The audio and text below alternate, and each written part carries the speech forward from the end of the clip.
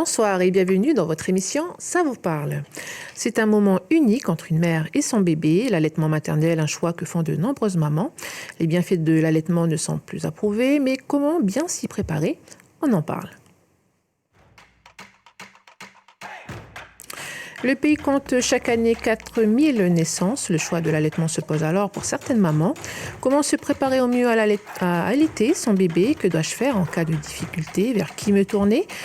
Charlotte Cavenier, présidente de l'association SOS Allaitement, et Sarah Chambaudry, sage-femme au Medipôle spécialiste en allaitement, répondront à toutes nos questions. Et puis à la fin de cette émission, Anna Taste de l'Œil nous rejoindra avec sa chronique environnement. Bonsoir à toutes les deux. Bonsoir Falaï. Alors, Sarah Chambaudry, est-ce qu'aujourd'hui on allaite en Nouvelle-Calédonie? Oui, on allaite même plutôt bien en Nouvelle-Calédonie, puisqu'on est à peu près à 80% d'initiation d'allaitement maternel. Donc initiation, c'est-à-dire que 80% des mamans à la naissance donnent le sein à leur bébé. Est-ce qu'on a des chiffres pour la suite? Alors, effectivement, l'allaitement maternel, c'est pas simplement l'initiation, c'est aussi la durée qui est importante.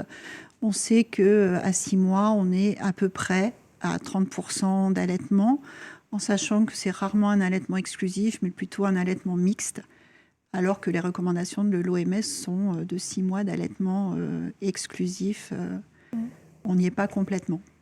Donc, il faut allaiter 6 mois exclusivement pour... c'est le mieux pour son bébé, c'est ça? C'est les recommandations, effectivement. 6 mois d'allaitement exclusif et après un allaitement en complément de la diversification jusqu'aux 2 ans de l'enfant. Charlotte Cavenier, vous êtes présidente de SOS Allaitement. Vous tenez entre autres une permanence téléphonique. 170 appels l'an dernier contre 124 en 2021, donc une augmentation. Quelles sont les questions qui vous sont le plus souvent posées? Alors, dans les top 5, on va dire, des sujets d'appel, on a les débuts de l'allaitement, les mamans qui sont inquiètes parce qu'elles trouvent que leur bébé est tout le temps accroché au sein, qui demande beaucoup le soir et du coup, elles paniquent un peu en se disant « j'ai plus assez de lait ». Ça, c'est un des sujets d'appel.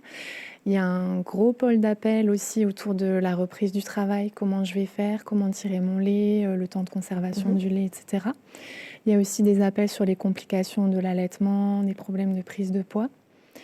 Et voilà, on a quelques appels aussi sur le sevrage. Mais c'est vrai que les gros pôles d'appel, c'est les premières semaines et reprise du travail. En plus de cette permanence téléphonique, quelles sont les autres actions de l'association? Alors du coup, on organise une réunion tous les premiers samedis du mois. Cette année, c'est au Jardin des Parents. Elle est accessible à tous. D'ailleurs, sur la permanence téléphonique, je voulais préciser qu'on peut biper, envoyer un SMS. Enfin, nous, on a le forfait pour rappeler tout le monde. Donc ça ne doit pas être un frein. Ah d'accord, la maman peut biper pour que vous puissiez voilà, la rappeler. C'est ça. Et nous, on rappelle quand on peut. Elle fonctionne 7 jours sur 7, donc c'est vrai que c'est pratique le week-end. Peut-être rappeler le numéro de téléphone? C'est 94 31 49. 94 31 49. Voilà. Donc on organise cette réunion mensuelle. On a d'autres événements un petit peu ponctuels dans l'année. On essaie de lever des fonds pour fournir le matériel qui manque. Notamment, on a eu un projet avec l'hôpital pour essayer d'aider au mieux les services à répondre aux besoins des mamans allaitantes. Et là, cette année, on va aller un peu plus sur les PMI et les CMS. Ça, c'est une autre de nos missions. Et ensuite, on organise régulièrement des formations pour les professionnels de santé ou les professionnels de la petite enfance. Voilà. Sarah Chambaudry, c'est quoi les bienfaits de l'allaitement? Les bienfaits de l'allaitement, il y en a tellement. Déjà, le lait maternel, c'est vraiment l'alimentation qui est la plus adaptée aux nourrissons. Parce que le lait maternel va changer en continu au fil des semaines, mais aussi au fil des tétés, pour répondre au mieux aux besoins du bébé, quel que soit son âge. Et c'est notamment extrêmement valable pour les grands prématurés. Donc on a des grands bienfaits, bien sûr, sur la santé, mais pas que. Il y a aussi, par le biais de l'allaitement maternel, on va transmettre tous les nutriments nécessaires, mais aussi les anticorps de la mère, ce qui fait que ça va protéger les tout-petits des infections, que ce soit ORL, toutes les infections en général, les études ont montré que ça diminue l'incidence de l'obésité chez l'enfant et chez l'adolescent et les risques de diabète à l'âge adulte. Donc c'est quand même très vaste au niveau des bienfaits pour la santé du bébé. Et puis pas que, puisqu'il y a aussi des bienfaits qui sont reconnus maintenant par de nombreuses études pour la mère. Et les mamans qui allaitent, et notamment les mamans qui allaitent sur du long terme, vont être plus protégées contre les cancers du sein et des ovaires, contre les maladies cardiovasculaires, contre le diabète. Donc l'allaitement, au niveau santé, les bienfaits sont énormes. Et puis il y a aussi tout le côté pratique de l'allaitement, puisque ça ne demande aucune préparation, mais aussi financier. Et ça, c'est très important en Calédonie, parce qu'il y a vraiment des mamans pour qui l'allaitement, c'est une histoire de survie pour leur bébé, parce qu'elles n'auront pas les moyens d'acheter du lait artificiel qui coûte quand même très cher. L'allaitement maternel, c'est gratuit. Donc, pour certaines, c'est vraiment important de le réussir. Et puis, c'est écologique. Il n'y a pas de déchets avec l'allaitement maternel, on ne pollue pas. Et donc voilà, l'allaitement maternel... c'est difficile de trouver des points négatifs. On ne peut que l'encourager. Alors là, on entend tous les points positifs, mais il y a quand même pas mal d'appels vers l'association. Comment, s'il y a des appels, c'est qu'il y a des attentes? Peut-être qu'elles ne sont pas assez préparées. Comment on fait pour bien s'y préparer? Alors, il y a certainement, oui, le fait que les mamans en Calédonie se préparent pas suffisamment à la naissance et à la parentalité. Les cours de préparation à la naissance qui sont pris en charge pour toute femme enceinte, finalement, sont très peu plébiscités. Et ça, c'est vraiment dommage, parce qu'une maman informée, c'est une maman qui a plus de chances de réussir son allaitement dans l'harmonie, en fait. Parce que un allaitement qui fonctionne, c'est que du bonheur, mais un allaitement qui commence avec des difficultés, des douleurs, ça peut vite être un frein pour la poursuite. Abandonner, en fait. Abandonner, oui, parce départ, que l'allaitement, bien sûr, c'est inné, mais il y a aussi une grosse part d'apprentissage de la mère et du bébé. Et un allaitement qui commence mal parce que la maman s'est mal préparée, ou alors sur les premières heures, le bébé a mal tété, on peut vite partir sur quelque chose qui va être difficile à se préparer, récupérer. Ça veut dire avec qui? Avec sa sage-femme, puisque beaucoup de femmes ici en Calédonie sont suivies par des sages-femmes libérales ou les sages-femmes de dispensaire. Donc avec sa sage-femme, mais aussi avec les associations. Et puis avec les outils Internet, il y a plein de vidéos maintenant pour se préparer à la naissance, à l'allaitement, des vidéos qui montrent les bons positionnements des bébés. Enfin, il y a... La préparation, c'est pris en charge, ça? Oui, complètement, à 100%. D'accord. Charlotte, l'association est composée de mamans. Est-ce que vous êtes formée pour répondre aux questions? Oui, tout à fait. Donc oui, on est toutes mamans, on a allaité en général assez longtemps nos bébés.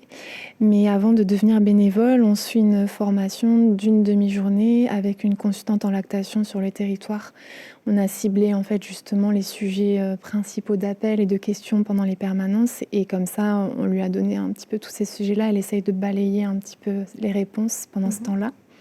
Et après, on est toutes en lien, on a des professions différentes. En ce moment, il se trouve qu'on est pas mal de professionnels de santé dans l'association, mais c'est un hasard parce qu'à la base, c'est vraiment censé être une association de mamans.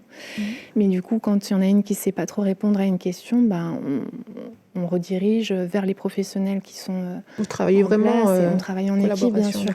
Nous, c'est vraiment un soutien à la maman. On ne vient pas du tout remplacer le travail des sages-femmes ou des infirmières puéricultrices. Mais après, c'est vrai que parfois, si une maman déclare une mastite le week-end, par exemple... Mastite c'est une infection du sein, on va dire. Une inflammation, le sein devient un peu gonflé, rouge, on a de la fièvre, on n'est pas bien du tout.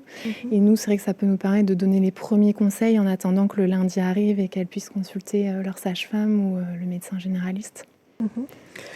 Parmi les questions les plus posées, donc le début de l'allaitement, que doit savoir une maman, une future maman, pour que ça se passe bien? Ce qu'elle doit prévoir? Ce qu'elle doit savoir. Savoir. Oula. Alors, il faut qu'elle sache que l'allaitement maternel répond un rythme qui est bien particulier. Et il se trouve que dans la tête de beaucoup de mamans et de beaucoup de familles, d'accompagnants, on voit encore l'allaitement, mais sur un modèle de biberon, j'ai envie de dire. C'est-à-dire que les mamans arrivent à la maternité en pensant que leur bébé qu'elles vont allaiter, en fait, va téter toutes les 3 heures et puis dormir entre-temps, et puis que les choses vont se mettre en place. Ou alors, comme elles n'ont pas de lait, elles ont l'impression de ne pas avoir de lait au départ, qu'il va falloir donner des biberons en attendant que le lait arrive. Donc, c'est surtout ce processus de démarrage de l'allaitement que les mamans doivent être formées pour qu'elles comprennent qu'un bébé à la naissance, lui, il a une intuition et que pour que l'allaitement démarre, en fait, il va téter énormément et qu'effectivement, il ne sera jamais mieux que dans les bras et au sein de sa mère et que donc ça va être de l'intensif pendant les premières semaines. Et ça les déroute beaucoup, les mamans, parce qu'elles n'ont pas ce schéma dans la tête. Donc déjà, si elles arrivaient avec ce schéma-là, en se disant, oui, mon bébé va téter tout le temps, mais c'est complètement normal. Oui, pour l'instant, j'ai très peu de lait, mais c'est complètement adapté à ce que mon bébé peut supporter. Et les choses vont se mettre en place. Il ne va pas mourir ni de soif, ni de faim. Et les choses vont se mettre en place tout doucement parce qu'on est une dyade et qu'on est fait pour fonctionner ensemble. Je pense qu'elles arriveraient beaucoup plus sereines et les choses se passeraient beaucoup mieux parce que le stress, c'est le pire ennemi de l'allaitement finalement. C'est aussi le message que vous donnez aux mamans qui appellent. Il y a vraiment cette peur du manque du lait, alors qu'en fait, les insuffisances de lactation, elles sont rarissimes. Je crois que c'est dans les 4%, quelque chose comme ça. Donc, en fait, souvent, ce qui arrive, c'est que les mamans, elles peuvent aussi, justement, parce qu'elles ont un peu ce rythme-là du bébé au biberon dans la tête, elles peuvent se dire, là, il vient de téter, il n'a pas faim, donc je vais lui mettre la sucette, par exemple, la tétine. Et du coup, en fait, le bébé, il va sauter une tétée à ce moment-là. Et donc, en fait, l'insuffisance de lait, elle va être induite, malheureusement, par le comportement de la maman qui ne savait pas trop comment faire et qui ne s'est pas rendu compte de tout ça. Mais c'est vrai que des insuffisances de lactation primaires, il y en a très, très peu, en fait. Mais après, moi, j'ai 3 enfants. Et les trois, j'ai eu des conseils différents au niveau de la lactation, de l'allaitement pour les 3. C'est aussi une difficulté. C'est une énorme difficulté qui s'explique par le manque de formation dans les filières médicales. Il faut savoir que les médecins, pendant leur cursus, ont très peu d'heures sur l'allaitement maternel, sur la lactation humaine. Les sages-femmes guère plus, les infirmières non plus. Donc il faut qu'il y ait une vraie volonté du professionnel de se former, parce que si on compte juste sur la formation académique, c'est vraiment insuffisant. Donc tout le monde vient un petit peu avec le peu qu'il a appris, et puis des fois aussi avec son expérience personnelle. Et ça donne effectivement des discours qui vont être différents et qui vont être générateurs de stress pour les mamans, en fait. Parce que là, par exemple, sur cette question, la fréquence, par rapport à la fréquence des tétés, est-ce que c'est 3 heures, est-ce que c'est 2 heures, est-ce que c'est à la demande? Ça, moi, j'ai eu plusieurs réponses. C'est quoi mais c'est à la demande, mais c'est à la demande du bébé. C'est pas à la demande de la maman ou de la famille ou des soignants. C'est vraiment le bébé qui donne le tempo, en fait, dans l'allaitement. Donc, on peut avoir 5 bébés et 5 allaitements qui vont être différents. On peut avoir des bébés qui vont téter de façon espacée, qui vont très bien grossir comme ça, et des bébés qui vont être au sein toutes les heures et qui vont très bien grossir comme ça. Tous les allaitements seront physiologiques, mais ils auront chacun un déroulé qui sera différent. C'est vrai qu'aussi dans la tête des mamans, souvent la demande du bébé, c'est quand il pleure déjà, alors que là, souvent, c'est trop tard. Et il y a des bébés, quand ils viennent de naître, et en fait, ils ont demandé bien avant. Et donc, la demande du bébé quand il naît, c'est vraiment juste je bouge un tout petit peu, je fais des tout petits bruits de bouche, mais j'ai encore les yeux fermés et je pleure pas du tout. Mais ça, c'est déjà un signe qu'on peut proposer le sein. C'est là-dessus que la formation en amont des mamans, la préparation est importante aussi. Ouais. D'accord. Il faut connaître aussi les messages qui sont donnés par ce petit être qui vient d'arriver. Toute la physiologie de l'allaitement est importante, et puis comprendre son bébé, parce que c'est vrai que c'est tellement mystérieux, un bébé qui vient d'arriver, surtout pour un premier-né. Et les mamans, elles ont cette angoisse de mal faire et de le mettre en danger. Et l'allaitement maternel, il faut vraiment se faire confiance, parce que rien n'est mesurable. Donc il faut, nous, notre rôle, que ce soit les associations ou les soignants, c'est de donner confiance aux mères et de faire comprendre aussi aux familles qu'elles ont besoin de ce soutien sans faille pour y arriver. Parce que c'est difficile, en fait, pas d'allaiter, mais c'est difficile d'avoir un bébé, en fait. C'est juste ça. Charlotte Cavenier, la prise du travail, c'est une étape qui peut être aussi un peu anxiogène pour la maman et pour le bébé. Est-ce qu'on peut allaiter son bébé pendant ses heures de travail ? Oui, en fait. Et si oui, comment on fait ? Ce qui va se passer, soit la maman a la possibilité de sortir de son lieu de travail et d'aller sur le lieu de garde du bébé pour l'allaiter. Parfois, il y a des mamans qui font ça au moins une fois dans la journée, entre midi et 2. Ou soit la maman, elle va avoir une pièce à disposition et elle va tirer son lait en fait sur ses heures de travail. Et le lait qu'elle aura tiré le jour même sera donné à la crèche le lendemain pour son bébé. Ça va permettre de maintenir sa lactation et après, quand elle le retrouve le soir, elle continue à l'allaiter comme ça. Parce que c'est vrai que la reprise du travail à 3 mois, c'est ce qui se fait ici. Et en fait, notre lactation à 3 mois, elle a encore besoin d'être stimulée régulièrement dans la journée. C'est vrai que si on ne tire pas son lait, on risque d'avoir une baisse de lactation et l'allaitement risque de se terminer petit à petit comme ça. Mais justement, là, on parle de la reprise du travail à 3 mois. Vous nous disiez par rapport à l'OMS, à 6 mois, il faut aller allaiter exclusivement jusqu'à 6 mois. Là, il y a quand même une incohérence. Oui, il y a une dichotomie à ce moment-là, c'est sûr. Mais l'idéal, ce serait quoi ? Ce serait que les mamans puissent avoir un congé maternité de 6 mois. Au moins. Et puis, ce qui est important de dire aussi, c'est que dans le Code du travail, jusqu'à 1 an, les employeurs sont obligés de donner à chaque mère allaitante 1 heure par jour pour tirer son lait et mettre à disposition un lieu de stockage. Et ça, il y a beaucoup de mamans qui ne le savent pas et beaucoup d'employeurs aussi qui soit ne le savent pas, soit ne veulent pas le savoir. Mais ça, c'est important que les mamans, elles le sachent, parce que quand elles reprennent le travail, elles ont le droit d'imposer à leur employeur ce temps dédié au tirage de leur lait. On parle des mamans, mais papa, dans tout ça, il peut vite se retrouver à l'écart. Comment on l'intègre dans cette étape de la vie de maman et bébé ?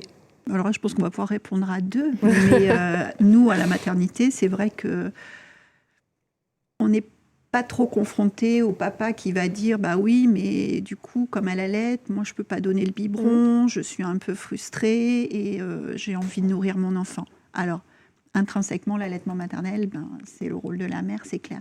Mais le papa, il peut faire tellement de choses à côté. Le fait d'être là, soutenant déjà, de gérer tout ce qu'il y a autour. Il n'y a pas que l'allaitement avec un bébé, il y a tout le reste.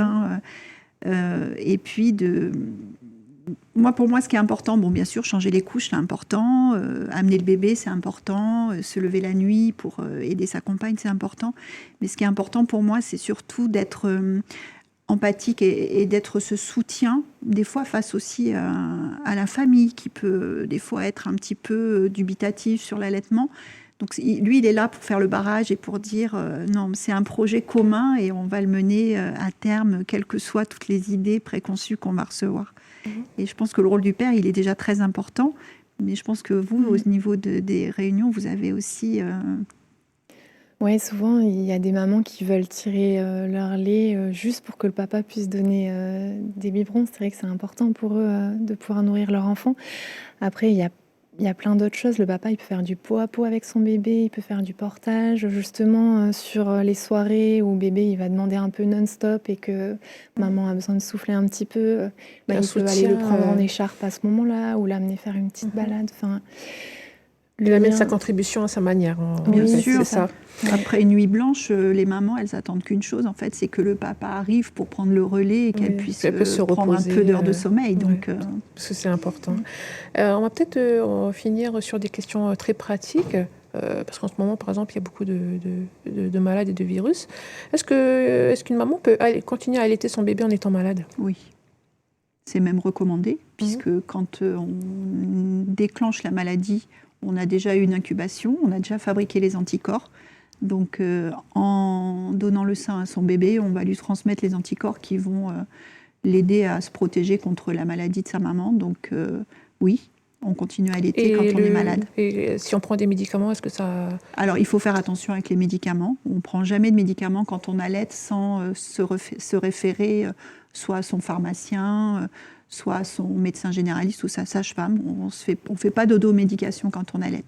Même si, en réalité, il y a très peu de médicaments qui sont contre-indiqués avec l'allaitement, mais toujours demander un conseil avant. Parce que ça passe dans le lait maternel. Il y a pour la plupart certains médicaments qui passent dans le lait maternel. Oui. D'accord.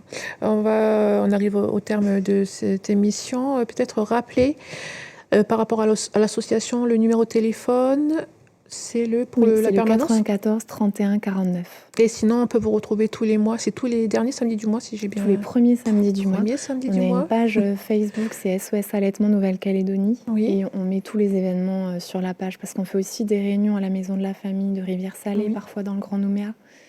Donc voilà, si on s'abonne sur la page, on aura toutes les informations sur les événements organisés. Donc voilà, si on a des questions, on peut vous joindre. Et j'ai bien compris aussi que la préparation, c'est une étape qui est très importante. La préparation en amont pour que tout se passe bien, que l'allaitement tout à fait. Reste un moment de grand bonheur. Bonheur et agréable. Donc voilà, on arrive au terme de cette émission. Merci Charlotte Cavelier. Merci à vous. Je vous remercie tout de suite parce que vous allez devoir vous en aller. Puis merci Sarah. Merci Falaï de nous avoir invités.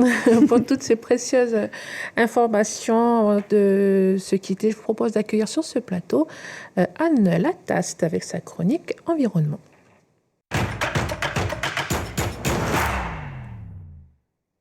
Bonsoir Anne. Bonsoir Falaï. Alors, on va parler d'un sujet qui malheureusement est d'actualité avec le retour d'El Niño. On va parler des incendies.